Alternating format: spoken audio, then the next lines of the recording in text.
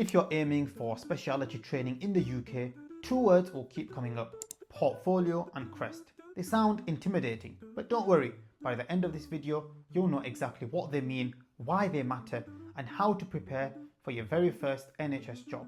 Think of your portfolio as your professional diary. It's the evidence you collect to show what you've done, what you've learned, and how you've developed as a doctor.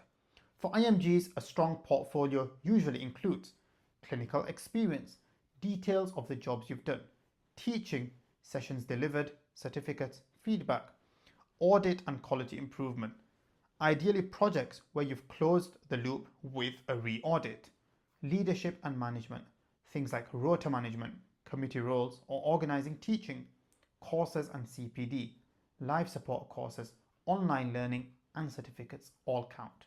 Reflections, short notes showing what you've learnt, how you've adapted, and what you do differently. It doesn't need to be fancy. Some people use a digital folder, others keep a binder. What matters is that it's organised and you can produce the evidence when asked.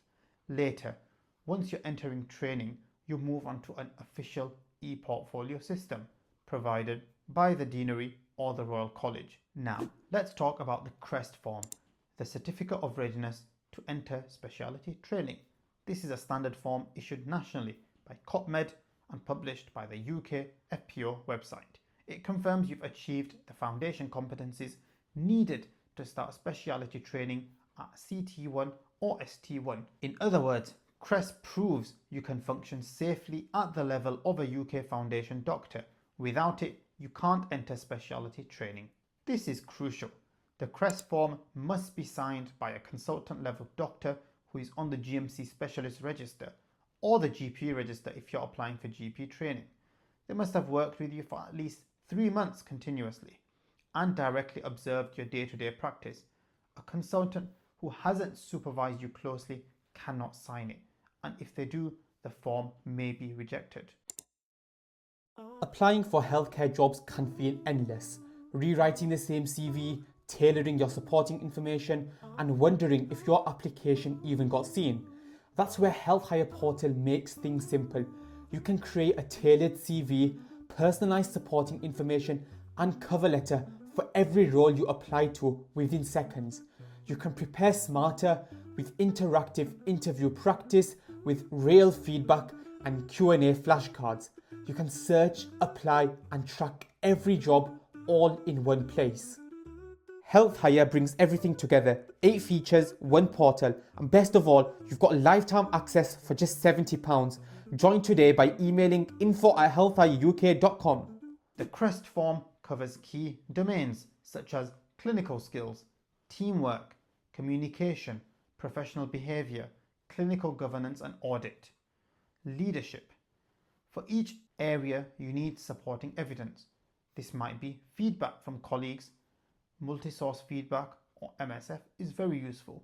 Records of teaching sessions, audit or QI reports, reflection notes showing insight and change, supervisor feedback forms, workplace-based assessments like Mini, CEX or DOPS. These aren't mandatory for CREST but can strengthen your evidence. If boxes are left vague, your application may be rejected. The more specific your evidence, the stronger your form. I've seen IMGs run into the same issues again and again. First, leaving it too late, trying to sort CREST in recruitment season and panicking. Number 2, choosing the wrong signatory, asking someone who hasn't even supervised them properly. And number 3, not collecting evidence early, relying on memory instead of keeping a record. Here's my advice from the moment you start your first NHS job. Begin building your portfolio. Keep a folder, whether it's digital or physical. Collect feedback every time you teach or present. Get involved in audits and QI early on. Even small projects help if you reflect on them.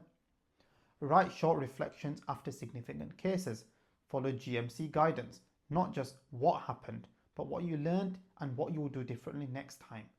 Talk to your supervisor early about CREST. Let them know you'll need it signed in the future so they can pay attention to your progress. Here's the takeaway. Your portfolio is your professional diary. The CREST form is your certificate proving you're ready for specialty training. Start early, keep your evidence organised, and work with the right supervisor. That way, when recruitment season comes, you'll be ready. If you want to see how CREST fits into the bigger picture, check out our other videos on applying for specialty training in the UK, and that's where I explain the full pathway to becoming a consultant or a GP in the NHS. We built Health Hire to make NHS applications so much easier, from writing your supporting information tailored for each role to practicing real interview questions with feedback. It's all here. Grab lifetime access for just £70 and start applying with confidence. Email us at info@healthhireuk.com. Thanks for watching. Do like and subscribe to stay updated when we upload.